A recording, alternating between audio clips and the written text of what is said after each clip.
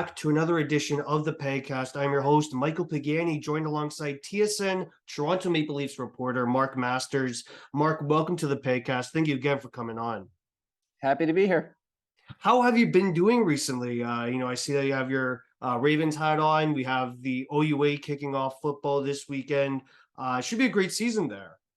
Yeah, I mean, listen, it's always a great season at Carleton. I'm a proud alumnus. Loved my time at Carleton. Really big help in terms of my journalism career. I'm doing well.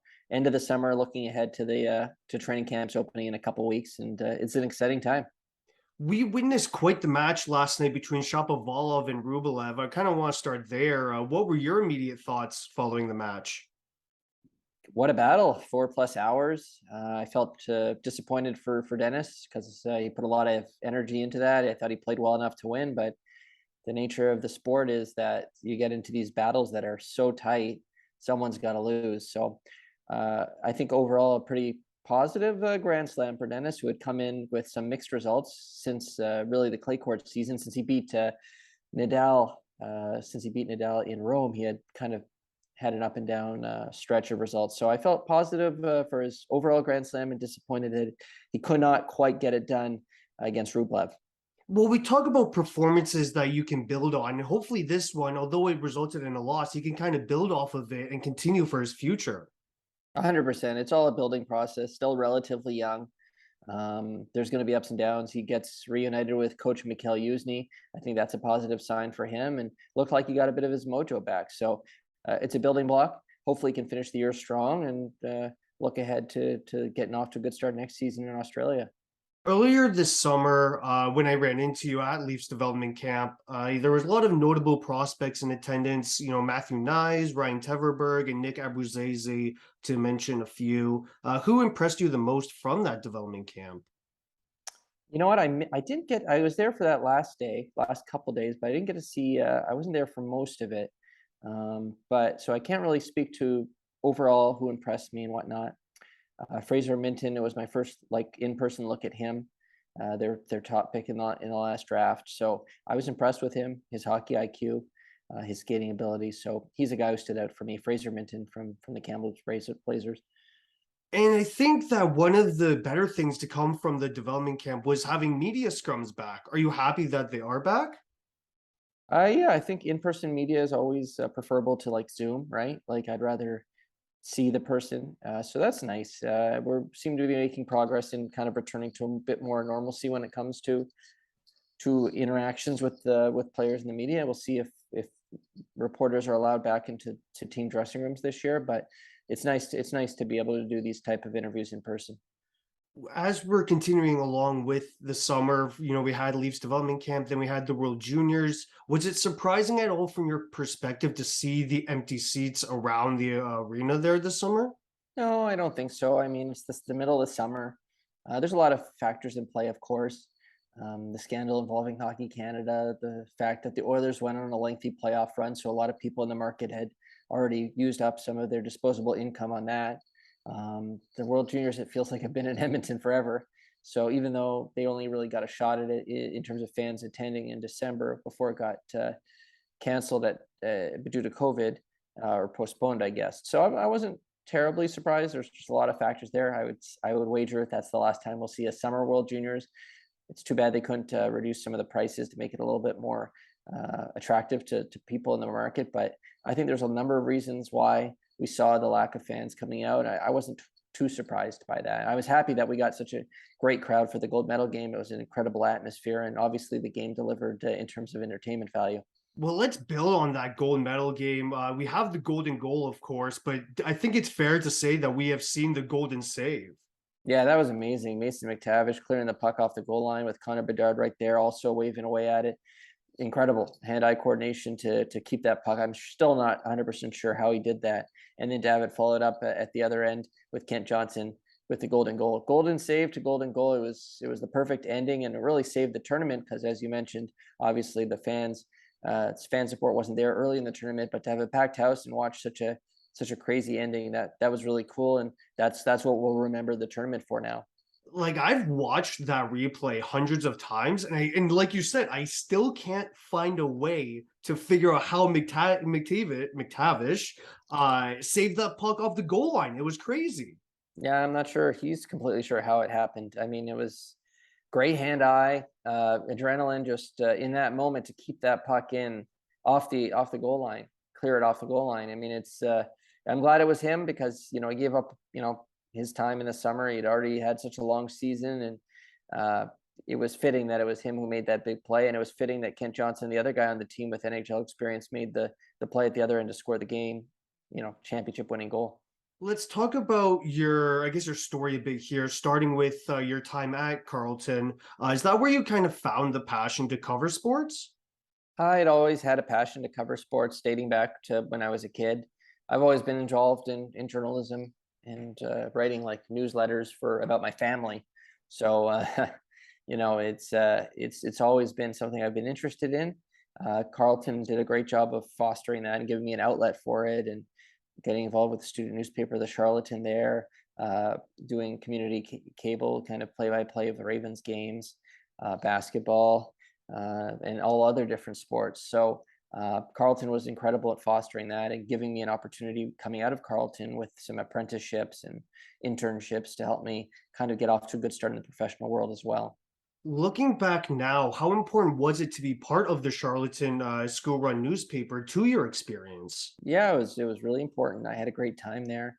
Um, it's you get on campus, you're nervous, you're maybe a little shy, and you're looking to find other like-minded people to kind of do things that you love. And the Charlatan helped me with that. I was sports editor, I was editor in chief. You make friends that you carry on with you, and it was an awesome experience. It really helped, help me learn the craft a bit more, but even more than that, just gave me a place to go on campus, gave me people that I enjoyed talking to be around. So it was a great experience.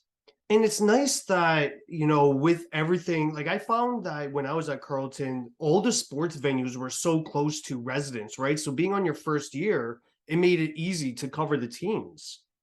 Yeah, when I was at Carleton, I think the hockey team, first of all, wasn't varsity. So my first article I wrote, I had to walk with. I was lucky that the people my roommates would come with me, and we walked over to the Civic Center. It wasn't that long of a walk, so just kind of 20-minute walk down the road, and so it was there. Now, of course, they have the ice house and on campus, which is even more convenient.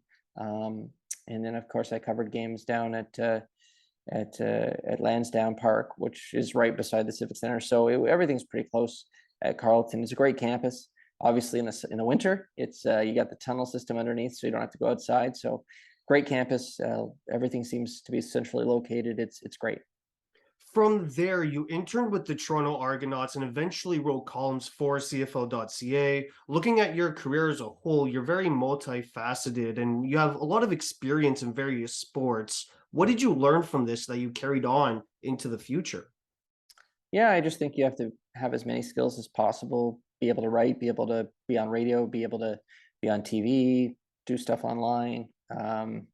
You gotta, this is the current media landscape, right? You have to have a lot of different, skills to make yourself attractive to potential employers. So that's definitely something that Carlton helped me with because I did radio class, did TV class, online. Writing was the bedrock and the foundation. So yeah, Carlton helped me a lot and shaped how I feel about what you need to do to have success in media.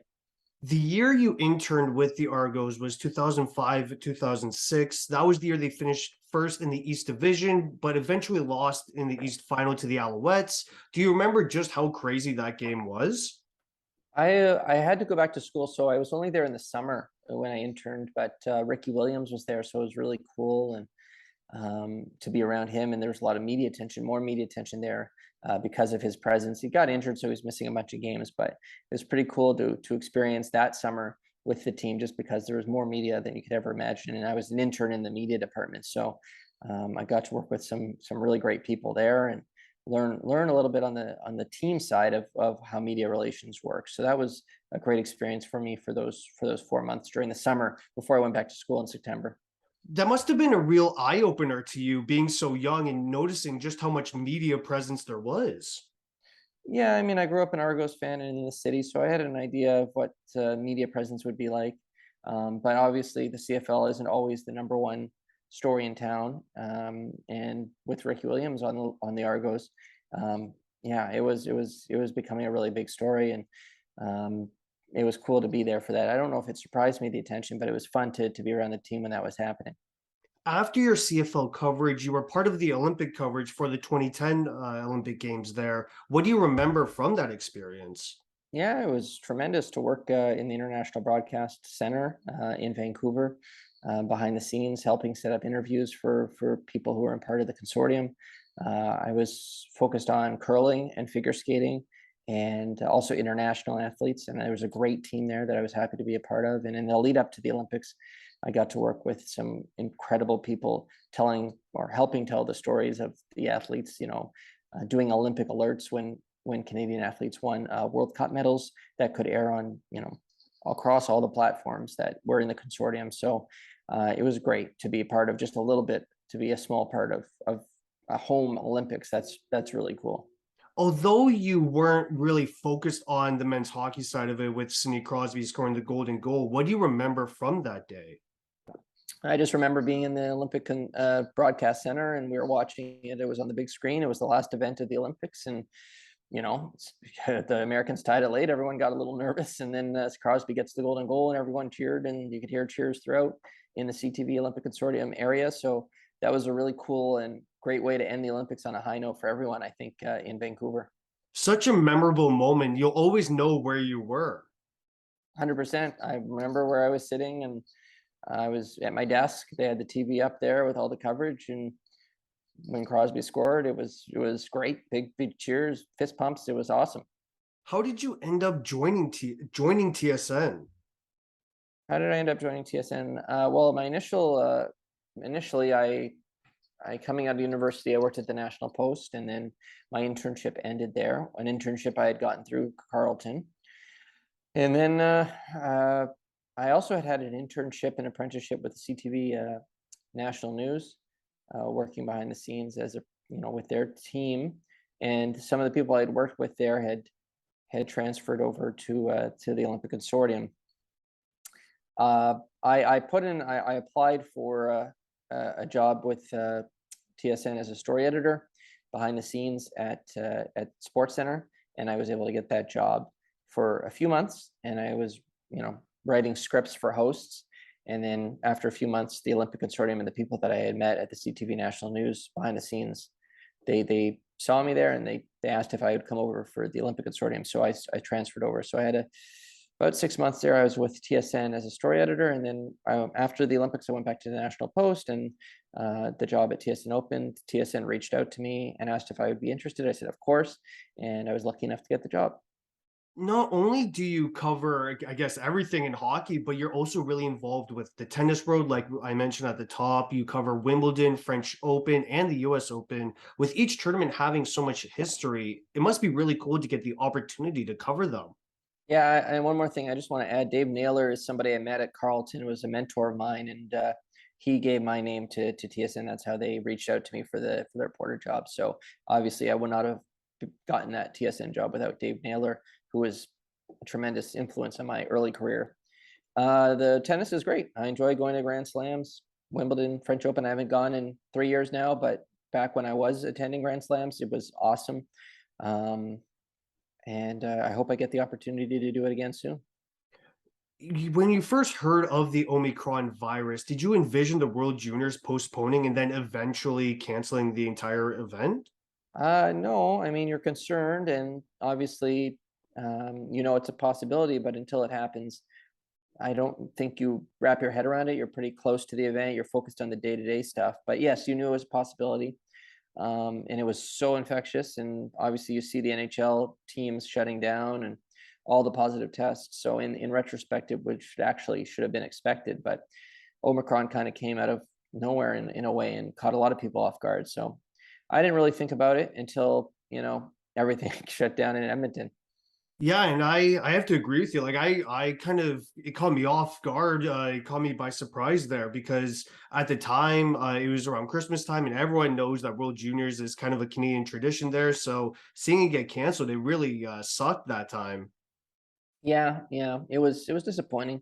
I'm glad they were able to make it up to that age group, even if some of the players weren't able to come back and compete. But I mean, so much of the event is connected to holiday feel in December, and you're in the middle of the season versus the middle of the summer. So yeah, it was disappointing. And also, as we mentioned, there wasn't as many fans in the summer, so that city kind of lost a real World Junior feel to it for sure. But it's the way it goes. I mean, this is the reality we're living in. You kind of just got to roll with the punches. Soon the NHL season's going to be ramping up. My question is, what is your game day routine like? Yeah, I mean, it's game day routine is go to the morning skate in the morning. You have an idea of what kind of the story you want to tell is, and you request the players, and you do the questions. You ask the questions to the players and try and get the best answers you can. Talk to the coach, write up the story, shoot the on camera elements. Then the game starts. That's around 6. You do your live hit maybe for SC, and then 7 o'clock a game. And after the game, you go down the locker room, talk to the players, get their feedback. Maybe there's something to do post game, and then start it all again at practice the next day. And I just gotta say, like, I think you have one of the best jobs in the world. Like, I love covering sports there, and to see you have so much fun, and to see the professionalism you bring is just amazing to see as a young broadcaster myself. Oh, thank you. I appreciate hearing that. It's a lot of Uh, fun. the Maple Leafs, their playoff success has not been great recently. They held multiple series leads 3-1, 3-2 over the past few seasons. In your opinion, what do they have to do to get past the first round? Yeah, beats me. I mean, maybe a ritual, gotta sacrifice an animal or something to get some of their bad luck out of the way, because they've been one goal away in overtime last 2 years, and they've come close, and it just hasn't happened. Now facing pretty darn good goalies, but yeah, they've led series, even that first series 2-1 over Washington. So they've had their chances, but I don't know. I don't know what it's going to take. Um, Honestly, there's going to have to be a year where they just say won't be denied, and regardless of the matchup, they have the talent to basically take over a series. You would think so, but it's tough. Tampa's amazing. They made 3 straight Cup Finals, won 2. Um, Montreal had some crazy voodoo going on 2 years ago. Made the Cup Finals. They beat Vegas. Boston has been so good for so long, and so they're running. I mean, the Columbus series, it was so weird in the bubble. So I mean, you can say something about every series, but ultimately, if you don't win even one of them, there's going to be questions, and I don't have the answer. And if you're a Leafs fan, you hope Kyle Dubas does. During that first round series against Montreal, were you happy to see fans back in the building? Because it must have been weird going to games without them. Yeah, well, we had 550, I think, for Game 7, so it was great. Have even a little bit of a crowd in there. There's more in Montreal, so it was great to see that, a few thousand or whatever it was. But yeah, I mean, listen, it's much better with any fans versus no fans, no doubt about that. So that was a nice sign that maybe we're heading back in the right direction after a full season with empty buildings in Canada. What were the protocols like they had to go under during that bubble playoffs? Bubbles for the Columbus series, when everyone was in Toronto in the Eastern Conference. Yeah, well, we didn't see anyone in person. Everything was on Zoom, and I think we showed up an hour and a half before the game, and I'm not sure we didn't even have vaccines yet, so we were able to just watch from the press box, observe with masks on. So we'd show up to a certain entrance, and we would never go inside the bubble, but we would just be in the building for the games, go on Zoom, and then we'd usually go outside. We wouldn't do our reporting inside. We'd do it outside, and it was the summer, so weather was okay. As I'm going to close off this interview here, I want to ask you one last question, which is, do you have any advice for younger sports journalists? Yeah, I mean, you just got to follow your dream. It's not going to be easy. It's not going to be a straight line. You might have to do different jobs. And like I was behind the scenes as a story editor at TSN for a while, and at the Olympics behind the scenes. So I mean, you just if you love it enough, you feel and you're good enough, you just have to believe that it's going to happen eventually is the key, and do everything you can to advance your goal. So I guess have faith, have fun, and work hard. Well, I'd like to thank again Mark Masters for joining me on today's podcast. Thank you again, Mark. My pleasure.